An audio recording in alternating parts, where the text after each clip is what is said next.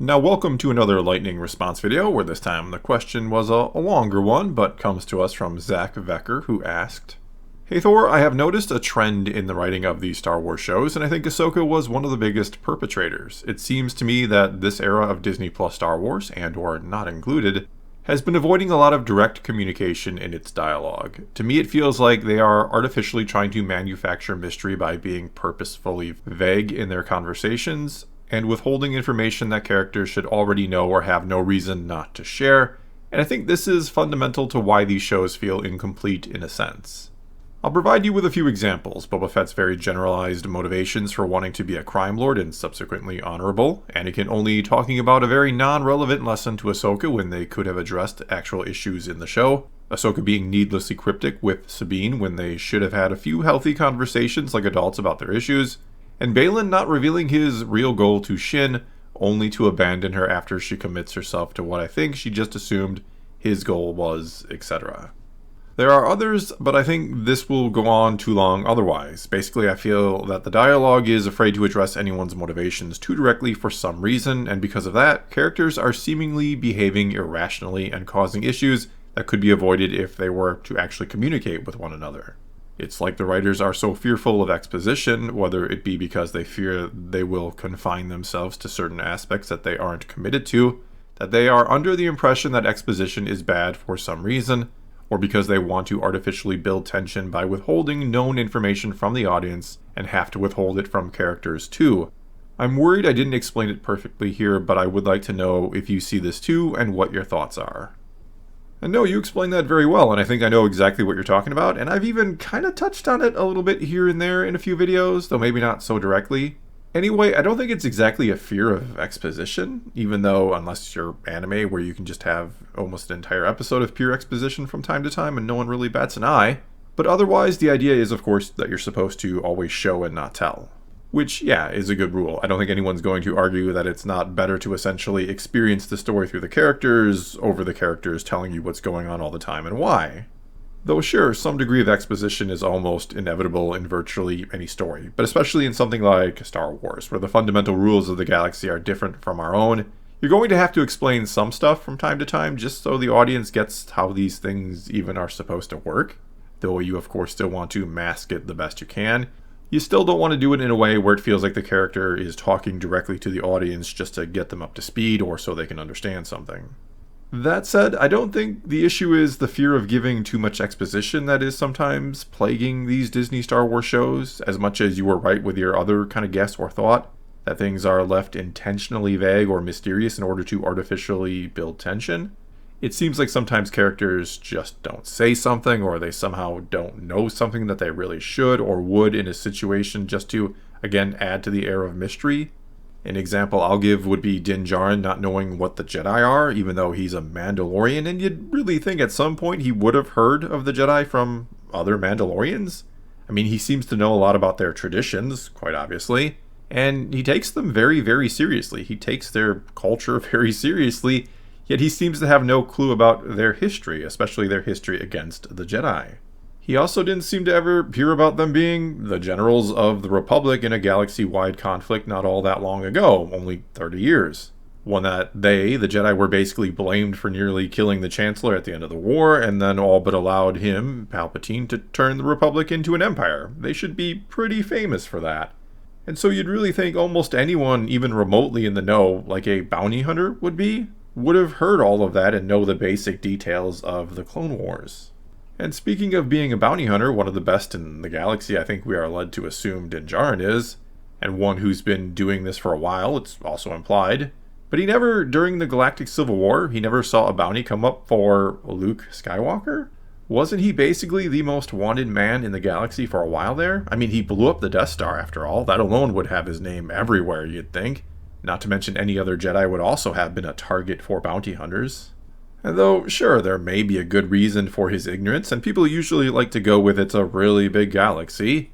But anyway, though there may be somehow a very good reason in story for this, the real reason is it's more interesting and makes for a better story if Din Djarin has no idea what the Jedi are or what the Force is when Grogu starts using his powers. It's really that simple.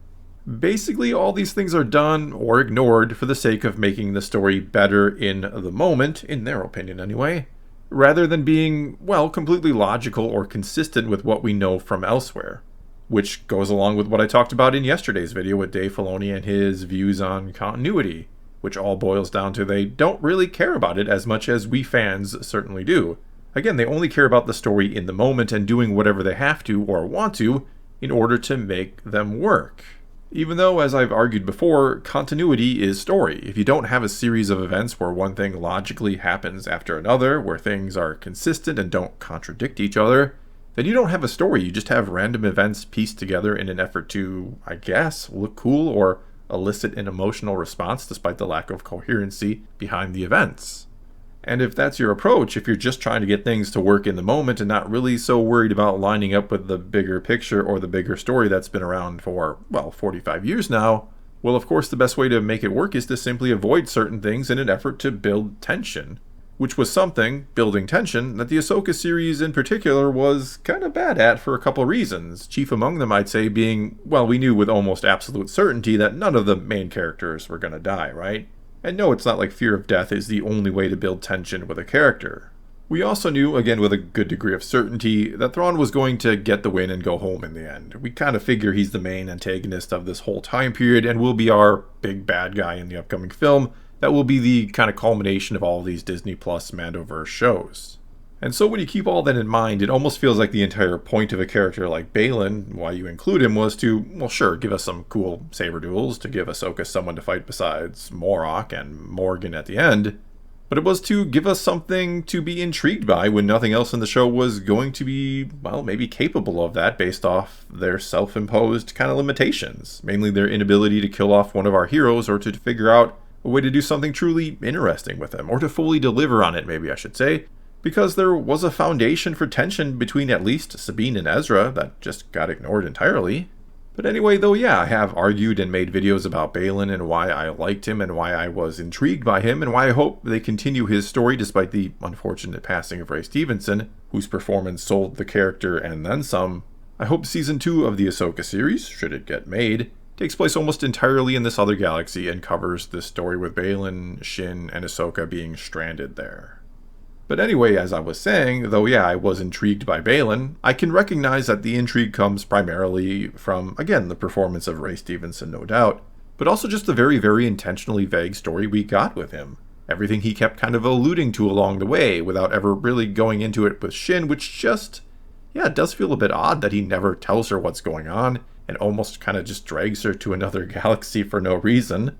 But yeah, all of that was intriguing. But again, it was intriguing because we didn't get enough to really sink our teeth into, and we wanted to because, again, I think we wanted to like Baylan based off the performance.